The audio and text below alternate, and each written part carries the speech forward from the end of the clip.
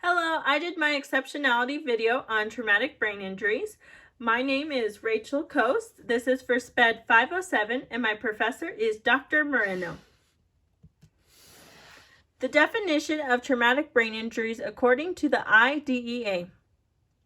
The IDEA 2017 states traumatic brain injury means an acquired injury to the brain caused by external physical force resulting in total or partial functional disability or psychosocial impairment or both that adversely affects a child's educational performance. The IDEA 2017 goes on to say traumatic brain injury applies to open or closed head injuries resulting in impairments in one or more areas such as cognition, language, memory, attention, reasoning, abstract thinking, judgment, problem solving, sensory, perceptual, and motor abilities, psychosocial behavior, physical functions, information processing, and speech. Lastly, the IDEA 2017 states traumatic brain injury does not apply to brain injuries that are congenital or degenerative or to the brain injuries induced by birth trauma. Characteristics of traumatic brain injuries. In the video, Must Try Harder Returning to School After Brain Injury 2015, they explain some of the characteristics of traumatic brain injuries. They are short attention spans, easily distracted, fails to meet deadlines, inconsistent achievements, consistent lack of efforts, memory issues, some skills affected while others are not affected, organizational problems, issues regulating emotions, issues with socializing, and anger. Characteristics of traumatic brain injuries continued. In the video Me and My New Brain 2015, they explain some of the characteristics of traumatic brain injuries. They are possible speech problems, possible mobility problems, aphasia, which means repeating yourself, may lose your sense of smell, sight problems, overstimulated easily, spasticity, which is like your muscles like overreact, kind of. That's what I think they said in the video, like your muscles overreact and they're just hard to control. Like the girl in the video said her hand felt trapped, which I thought was interesting. The video does say that, traumatic brain injuries affect every person differently, which makes sense because I guess it would be like depend where you got hit in the brain. Like if you got damage here, you might have issues with sight. If you got, hit over here or like something happened, you might have issues with reasoning or, emotions. So I guess it just depends. A few common ways people get a TBI: falling, car accidents, stroke, assault, meningitis, bicycles, tumors, etc. On the left, I found a pie chart that are like common causes for traumatic brain injuries. But yeah. How to teach students with a TBI.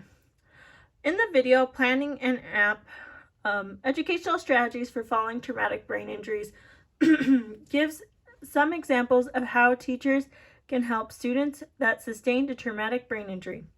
First, teachers need to realize even though a student may look fine, their brain has some injuries. These injuries may never go away because the brain cannot regenerate. Also, the student may not seem like their TBI is affecting them at first, but it can take a few years where you see like the student is being affected by their TBI. And that's probably due to the fact like in elementary, they might not be using like the higher functioning, but when they get to like middle school or high school, when they start using that higher functioning, that's when it becomes noticeable. So, and that's when you can see the TBI affecting them. Teachers also need to be patient with their students who have a TBI. These students may need things repeated to them because they might have issues with their memory, and repetition will help them. The student also needs like structure and routine in the classroom. That way they have an idea of what's happening. Also, the classroom should not have too much decorations because Students with a TBI can get overstimulated more easily. Ask the student their interests. That way you can create assignments that interest the student. Also, ask the student areas they need help in. That way the student can learn to self-advocate for themselves. Ask the parents about their child. They will be able to give you insights, because parents know a lot more about their child because, they're with their child a lot. So they might give you ideas of things you might not be seeing. Ask other professionals their opinions, because they might have an insight that you're not thinking about. Learn more about the student's TBI and TBIs in general. I think that's really important, because that way you know how to help the student more once you have a general idea of what their of their disability. Help them to find new ways to learn.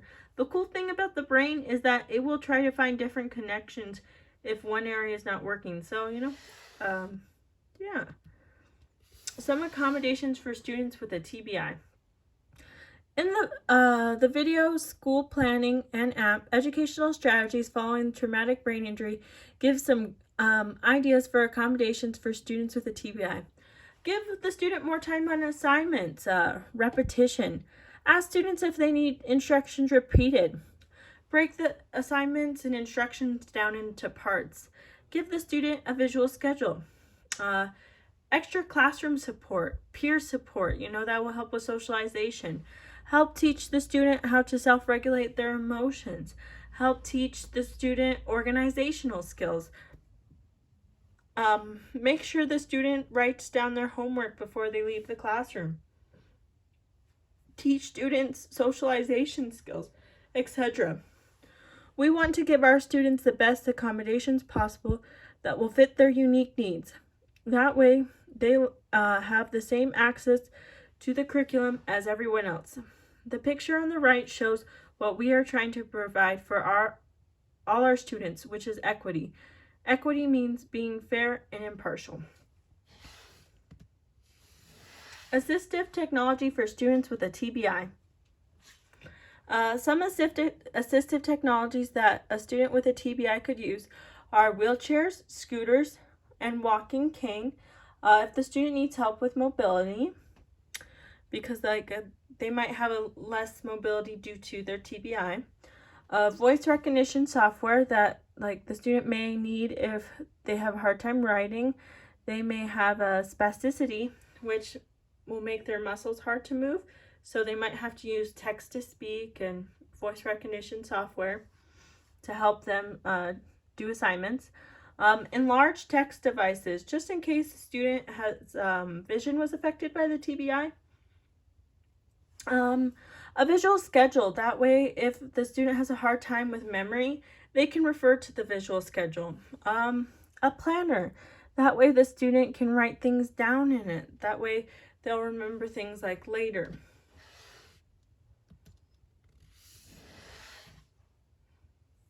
Related services for students with a TBI. Some related services for students with a TBI are speech therapists. What is a speech therapist? Works to prevent, assist, diagnose, and treat speech, language, social communication, cognitive communication, and swallowing disorders in children and adults. So if the TBI affected their speech, a speech therapist may help them, or if they have issues with swallowing, the speech therapist could help them with that. So also I've said occupational therapist. What does an occupational therapist do? Treat injured, ill, or disabled patient through therapeutic use of everyday activities. They help these patients develop, recover, improve, as well as maintain the skills needed for daily living and working. So help the student to learn to do everyday activities that they may have forgotten due to the TBI, or maybe struggling with, hygiene, or walking, or fine motor skills, stuff like that. Or physical therapy. This could what is a physical therapist? Well, they evaluate and record a patient's progress. Physical therapists help injured or ill people improve movement and manage pain. They often are an important part of preventative care, rehabilitation, and treatment for patients with chronic conditions, illnesses, and injuries. So they can help the student gain mobility back or help with pain management that the TBI is causing. Lastly, I said a counselor. So what is a counselor? A professional counselor helps clients identify goals and potential solutions to problems which cause emotional turmoil, seek to improve communication and coping skills, to strengthen self-esteem, and promote behavior change and optimal mental health. So it can help the student learn to regulate their emotions, learn to cope with their TBI.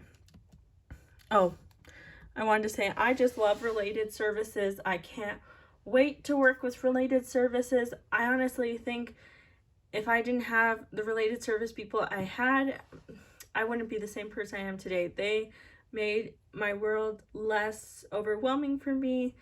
I just love them, and I can't wait to work with related services like OTs, PTs, speech therapists, all of them. I think they're a great resource. All right. Transitioning planning for students with a TBI. Ask the student their input. It's their future, and it's important to know our students' interests. That way we can try to help our students follow their dreams to the best of our abilities in life. Look into community programs that the students can join. That way they get engaged with their community. Look into getting the student accommodations in college. Look into trade school. Look into housing in the community. Help teach the student how to apply for jobs. Maybe a job coach. Help the student to find support groups in the community, etc. Like I looked into some stuff for New Mexico, and they have the New Mexico Brain Injury Resource Center that like meets up and has support groups and fun activities. NMSU has the Student Accessibility Services. Albuquerque has a support group for survivors and caregivers. Santa Fe has the Brain Injury Support Group. So there are some things we could look for to help the student to like transition well into life after, high school, and just do well in life. And we want our students to do well in their community and just thrive. So I think transition planning is super important for every student. Here is some like quotes I picked, like brain injury is learning to live in a brain that sometimes feels like it belongs to a stranger. Here's another quote. I have a brain injury, but you would never know by looking at me. Brain injury is invisible. Brain injury is silent. Brain injury is lifelong. Life after brain injury. I'm doing the best I can. My best is not what I can do before my brain injury, but it's still the best I can. And here's my references. And I just really enjoyed doing this assignment and learning about brain injuries. I just love learning about the brain because, I got my bachelor's in psychology, and I just find that 3-pound organ to be so complex and amazing. I loved in the video, like Me and My New Brain, I love seeing their progress. It was amazing where they started from to where they were at, and it's just awesome. I just think the brain is so interesting, and it's awesome. Well, thank you, and I hope you have a good rest of your day, and bye.